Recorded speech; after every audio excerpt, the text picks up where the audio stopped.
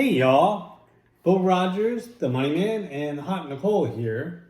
We wanted to give you some fun facts about Monopoly, and then we're going to go on to an interview. So, this is a great game. When was this game made, Nicole? You said 1978? Okay, so what it says in the fun facts, it says that a gentleman named Charles Darrow, an unemployed heating engineer from Germantown, Pennsylvania, brought Monopoly to Parker Brothers in 1935. Monopoly was originally rejected by Parker Brothers for containing 52 fundamental errors. More than 80 million Monopoly sets have been sold worldwide. Monopoly is marketed in 27 countries and printed in 15 languages. The street names from Monopoly are taken from Atlantic City, New Jersey. There is $15,140 in play money in every standard set. And each year, Parker Brothers prints more than $40 billion worth of Monopoly money. That's more than double the amount printed annually in the U.S. Mint. And this is from 1978. 1978. So that was 1978 numbers. So it was done by Parker Brothers back then, huh? Mm-hmm. And do you know how I know who owns it today? I do know, but let's let everybody else find out. So, Hold up. I became the money man after leaving a big bank and had to market on my own.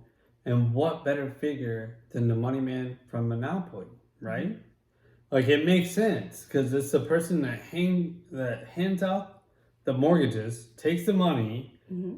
and hands out the mortgages. So it makes sense, right? The money man. So when I was trying to market myself and I wanted to become the money man because I'm a mortgage banker, I tried to have a hat printed with the money man symbol on it. The funny thing is we couldn't find the original money man look anywhere. I wanted that printed onto this hat because I was going to open houses. Like every weekend in Lantana, I was going to open houses and I wanted to wear a hat so that people would know what I did. Of course, you walk in, a realtor's there, and some other dude, some bald dude. Who's the bald dude? What does he do? Is he like the helper? What does he do? No, I do mortgages.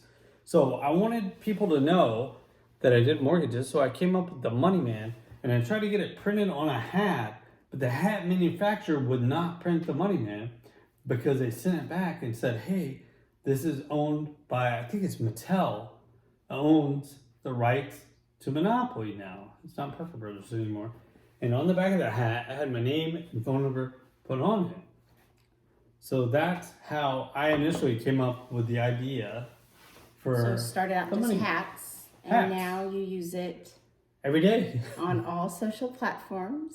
It's a hashtag, so they can find you. Mm-hmm. Can find your videos about mortgage and what you need to do to prepare for mortgage, to get a mortgage.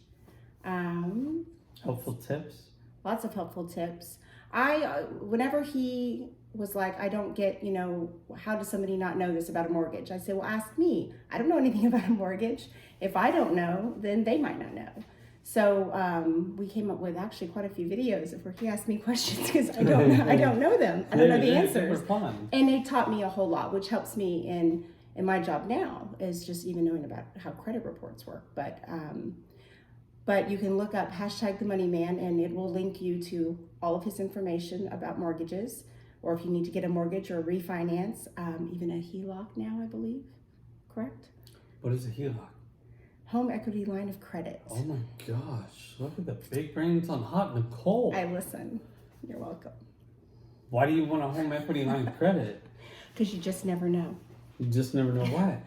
Well, because you can't get a HELOC if you lost your job. This is how you explain it to me. If you lost your job and you did need money, at that point you can't even apply for a HELOC because now you have nothing to back to show that you would be able to pay them back on the HELOC. So it's better to get it while you actually have an established job and income, so that you can at least have it as a backup plan in case you do need the funds in the future. You don't have to use it, but it's better than having a credit card. It's a lot lower interest rate. That's true. It's true. So what else can you tell me about a HELOC? What else do you know? So I ended up obtaining a HELOC after my divorce to my ex-wife. Why? Just went so that you had funds in the bank? Right, because I had to pay a lot of money for this house. I had to write a check for half the equity in this house because Texas is a community property state, if you didn't know.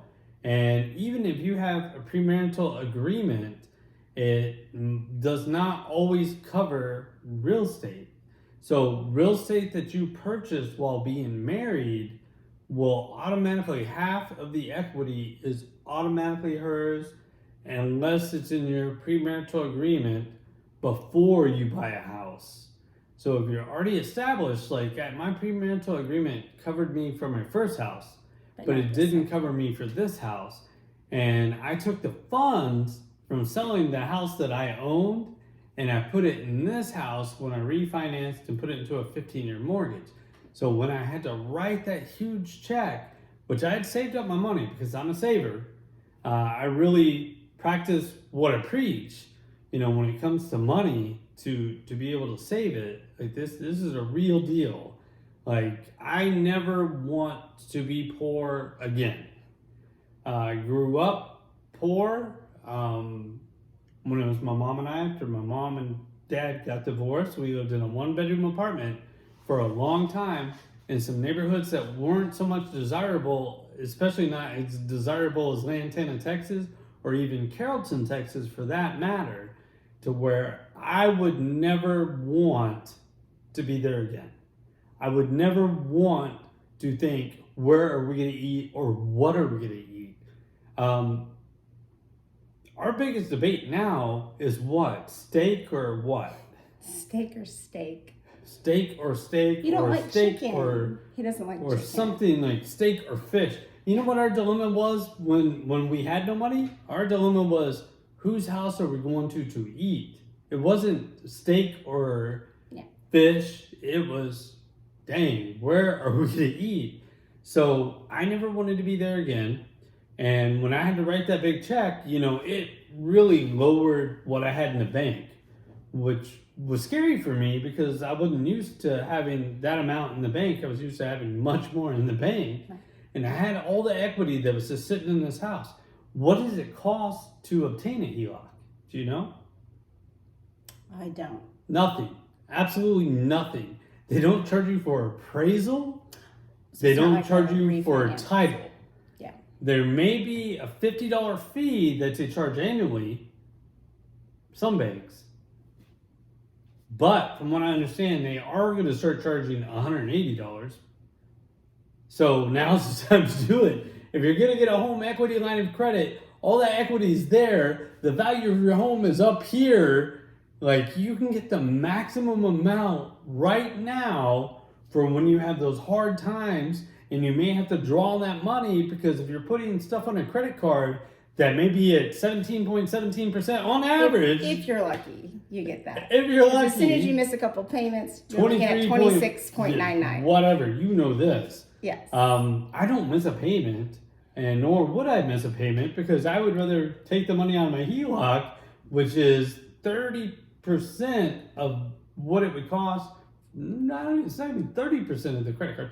You call me and check and see what the rates are on the HELOC because you can't really just say that. There's certain instances that tell you about HELOCs, but it's a lot better than a credit card. I promise you that. So I took out a home equity line on this house. It was really simple and it's always been there. I've never used it, but if I ever needed to get to my equity, I could get to it. It's 2 clicks of a button and it's in my savings or my checking account, my choice. And it's quick and efficient. So that's the story about HELOCs and how we came up with the Money Man. Yeah. Later.